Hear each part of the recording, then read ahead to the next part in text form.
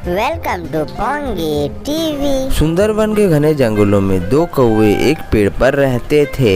दोनों कौवे एक नंबर के आलसी थे, सारा दिन पेड़ पर ही रहते थे। दोनों कौवे कभी भी अपने लिए भोजन खोजने के लिए नहीं जाते थे। वो दोनों हमेशा दूसरे पंछियों से भोजन मांग कर खाते थे। अरे कालू भैया, इस जंगल में कितना सुकून है, बैठे रहो और मजे करते रहो। हम दोनों को भोजन ढूंढने की जरूरत भी नहीं पड़ती है। हम दोनों तो दूसरे पंछियों से भोजन मांगकर खा लेते हैं। हाँ भाई, तुम ठीक कह रहे हो। जब भी भूख लगे किसी पंछी के घर जाओ और उसे दाना मांगकर चले आओ। और इस जंगल के सारे पंछी कितने अच्छे हैं, जिससे दाना मांगो वो दाना भी दे देता है। हाँ भाई, तुम बिल्कुल सही कह रहे हो। और वैसे भी हम लोगों का दाना अब खत्म हो चुका है, चलो किसी के घर दाना मांगकर आते हैं। हाँ चलो, वैसे भी हम लोगों को दाना देने से कौन मना करेगा भला।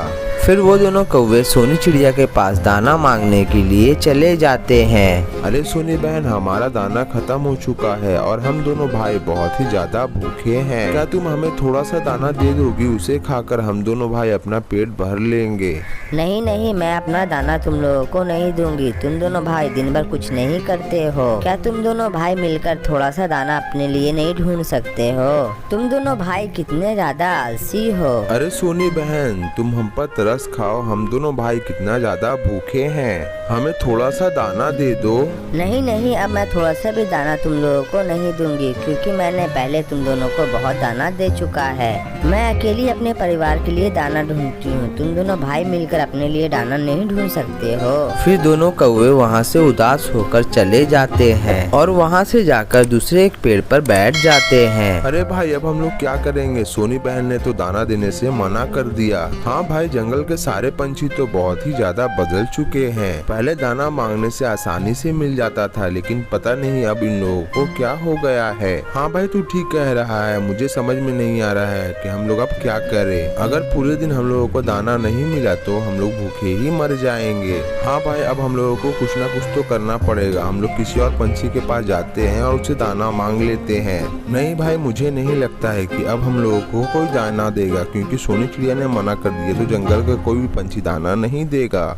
जंगल के सारे पंछी जानते हैं कि हम लोग पूरा दिन घर पर ही रहते हैं और अपने लिए दाना नहीं लाते हैं। अच्छा भाई, तो आप ये बोलना चाह रहे हो कि अब हम लोगों को खुद के लिए दाना ढूंढना पड़ेगा? नहीं नहीं भाई, ऐसा मत सोचना। गलती से भी हम लोग अपने लिए दाना कभी नहीं ढूंढेंगे, क्योंकि ऐसा करने से हमारा पूरा दिन बर्बाद हो जाएगा और हम लोगों को बिल्कुल भी मजा नहीं आएगा। लेकिन भाई, इसके अलावा हमारे पास कुछ और उपाय भी तो नहीं है जिससे हम दाना खा सके। भाई, हमें कुछ बड़ा सोचना चाहिए। मेरे दिमाग में कुछ बड़ा विचार आया है। कहो भाई, जल्दी बताओ, तुम्हारे दिमाग में ऐसा क्या विचार आया है? देखो भाई, जंगल में सबसे ज्यादा पैसा सोनी बहन के पास है।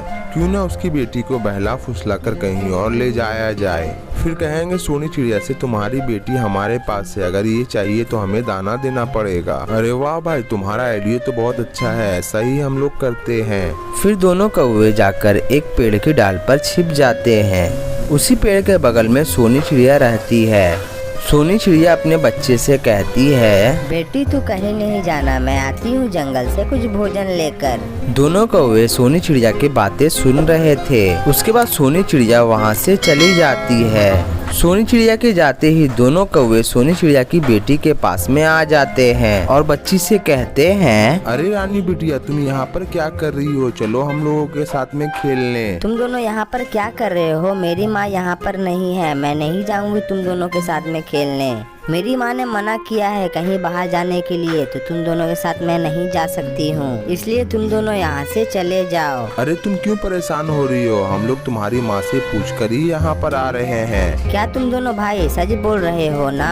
हाँ हाँ, हम दोनों भाई बिल्कुल सच बोल रहे हैं। अगर तुम दोनों भाई सच बोल रहे हो तो चलो साथ में खेलने के लिए चलते हैं। फिर दोनों कौवे के बहकावे में सोनी चिड़िया की बेटी आ जाती है। फिर दोनों कौवे सोनी चिड़िया की बेटी को खेलने के बहाने से दूसरा जगह लेकर चले जाते हैं। अरे कौवे, ये तुम मुझे कहाँ लेकर आए हो? मैं ये जगह पहली बार आई हूँ, मैं इस जगह को जानती भी नहीं हूँ। अरे सोनी की बेटी, तुम कितनी ज्यादा भोली हो। हमने झूठ बोला था चलो हमारे साथ खेलने के लिए। हम दोनों भाई ने तुम्हें किडनैप कर लिया है। तुम्हारे बदले तुम्हारी मम्मी से अब हम लोग दाना मांगेंगे और दाना खाकर अब हम लोग अपना पेट भी भरेंगे।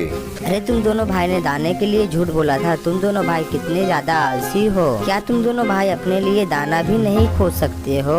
तुम दोनों मेरी माँ को देखो, वो अकेले ही मेरे लिए और अपने लिए दाना ढूंढ कर लाती है। छोटी बच्ची के मुंह से ये सब बातें सुनने के बाद दोनों कौवे को बहुत ज्यादा पछतावा होता है। हमें माफ कर दो, हम दोनों भाई को बहुत ज्यादा पछतावा हो रहा है। हमें ऐसा काम नहीं करना चाहिए था। हाँ भाई, तुम बिल्कुल सही कह रहे हो। हम दोनों भाई दिल से माफी मांग रहे हैं। हाँ ठीक है, तुम दोनों भाई को गलती की एहसास हो गई और तुमने माफी मांगा। मुझे ये बात बहुत अच्छा लगा। ठीक है, मैं तुम्हें माफ करती हूँ, लेकिन एक शर्त पर। फिर कभी किसी से झूठ मत कहना। एक बात याद रखना, झूठ बोलने वाले पर कोई भी कभी विश्वास नहीं करता है। ठीक है, अब हम लोग कभी झूठ नहीं बोलेंगे। चलो हम लोग तुम्हारी माँ के पास तुम्हें छोड़ देते हैं। उसके बाद दोनों भाई मिलकर सोनी चिड़िया को उसके घर जाकर छोड़ देते हैं। फिर दोनों भाई जंगल जाते हैं और अपने लिए भोजन ढूंढ कर लाते हैं और उस भोजन को मजे से खाते हैं और खुशी खुशी अपना जीवन जीने लगते हैं। और ये सुंदर सी कहानी यहीं पर समाप्त हो जाती है। और ये कहानी से हमें ये सीख मिलती है कि हमें जिंदगी में आलस नहीं करना चाहिए। और आज का हमारा सवाल है कि दोनों भाई किसे किडनैप करके जंगल लेकर आते हैं? कमेंट करके जरूर बताएं।